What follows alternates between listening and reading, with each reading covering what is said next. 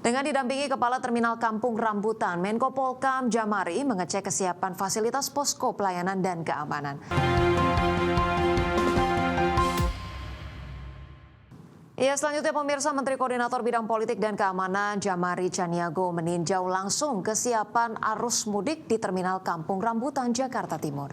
Dalam pantauannya, persiapan angkutan mudik tahun ini dinilai sudah sangat memadai karena perencanaan telah dilakukan sejak awal bulan Ramadan. Dengan didampingi Kepala Terminal Kampung Rambutan, Menko Polhukam Djamari mengecek kesiapan fasilitas posko pelayanan dan keamanan. Selain meninjau posko pelayanan dan keamanan, Djamari Caniago juga menyapa sejumlah pemudik yang sedang menunggu keberangkatan bus di area terminal. Menko Polhukam menyebut berdasarkan hasil pemantauan, persiapan angkutan mudik tahun ini dinilai sudah sangat memadai karena perencanaan telah dilakukan sejak awal bulan Ramadan. Menko Polhukam menambahkan sejumlah perbaikan pelayanan terus dilakukan setiap tahun termasuk dalam sistem pemesanan tiket dan peningkatan pelayanan bus antar kota. Sementara itu pada H-6 jumlah penumpang tercatat mencapai lebih dari 2.700 orang dengan sejumlah tujuan favorit seperti Palembang, Surabaya, Malang, Cilacap, Wonosobo hingga sejumlah kota di Jawa Barat. Saya berkeinginan untuk memeriksa kesiapan kita. Dari sejak perencanaan kami sudah memonitor semua, sudah dari sejak awal bulan puasa kita sudah merencanakannya. Tapi saya ini pelaksanaannya kami lihat sekarang dan nyatanya memang sudah memadai, sangat memadai. Perubahan tentu banyak perubahan yang dilakukan. Karena pertama pemimpinnya sudah ganti, kemudian cara memesan tiketnya juga sudah ada perbaikan. Pelayanan tentang bis segala macam itu tadi saya tanya sudah siap semua. Ya tinggal sekarang hanya doa kepada Allah Subhanahu wa taala. Pemirsa, Kadin Indonesia mengingatkan pelaku usaha untuk bersikap waspada terhadap eskalasi konflik yang berkepanjangan di Timur Tengah. Kadin menyarankan pelaku usaha untuk segera melakukan langkah efisiensi guna menekan biaya-biaya operasional yang kini sulit dikendalikan. Kamar Dagang dan Industri atau Kadin Indonesia mengingatkan pelaku usaha untuk bersikap waspada terhadap eskalasi konflik yang berkepanjangan di Timur Tengah dan dipastikan akan berdampak pada sektor energi, terutama terkait fluktuasi harga minyak dunia. Menanggapi situasi tersebut, Ketua Umum Kadin Indonesia Anindya Novian Bakri menyarankan pelaku usaha untuk segera melakukan langkah efisiensi guna menekan biaya-biaya operasional yang kini sulit dikendalikan. Tak hanya itu, Kadin juga berencana melakukan tinjauan ulang terkait outlook perekonomian dalam waktu dekat, mengingat gangguan geopolitik saat ini tidak bisa dianggap sebagai fenomena sesaat. Kita mesti hitung baik-baik, tapi memang mau tidak mau di dunia usaha mesti melakukan efisiensi. Ya, karena tentunya ada biaya-biaya yang tidak bisa dikendalikan. Ya kan? Dan yang kedua, ya kita juga mesti berpikir bagaimana bekerjasama dengan pemerintah untuk memikirkan program-program prioritas mana yang kita mau dorong supaya efek putarnya itu cepat. Ya. Terkait gangguan pada arus perdagangan, Anindya mengakui meski laporan spesifik mengenai hambatan ekspor belum difinalisasi, keluhan mengenai rantai pasok sudah mulai bermunculan. Bahkan beberapa perusahaan terpaksa mengambil langkah force majeure akibat terputusnya distribusi bahan baku atau logistik. Dari Jakarta, Tim Liputan ID Action.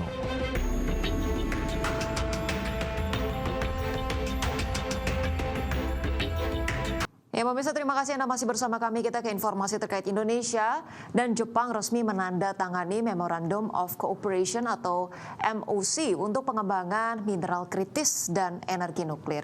Kerjasama strategi ini untuk memperkuat rantai pasok energi dan teknologi bersih di kawasan Asia Pasifik.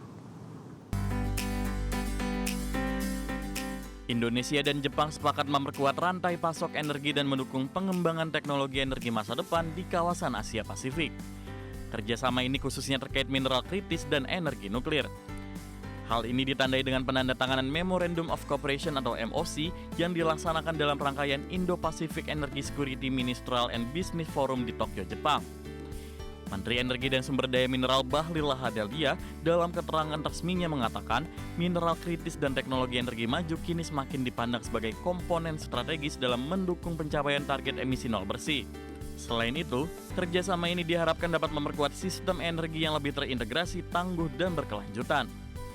Untuk sektor mineral kritis, kerjasama ini diarahkan pada penguatan rantai pasok global agar lebih aman dan andal. Kolaborasi tersebut menurut Bahlil diharapkan dapat mendukung pengembangan teknologi energi bersih melalui pemanfaatan sumber daya mineral strategis yang dimiliki Indonesia. Sementara itu, kerjasama di bidang energi nuklir difokuskan pada pengembangan dan pemanfaatan teknologi dengan tetap mengedepankan standar keselamatan yang tinggi. Melalui kerjasama ini, Indonesia berpeluang memanfaatkan pengalaman dan teknologi Jepang dalam pengembangan solusi energi rendah karbon.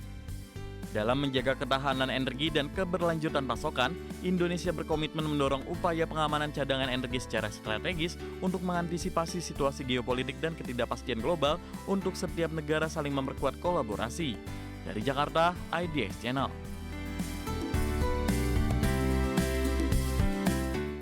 Pemirsa, perang di Timur Tengah semakin memanas. Israel kembali menjadi sasaran rudal Iran.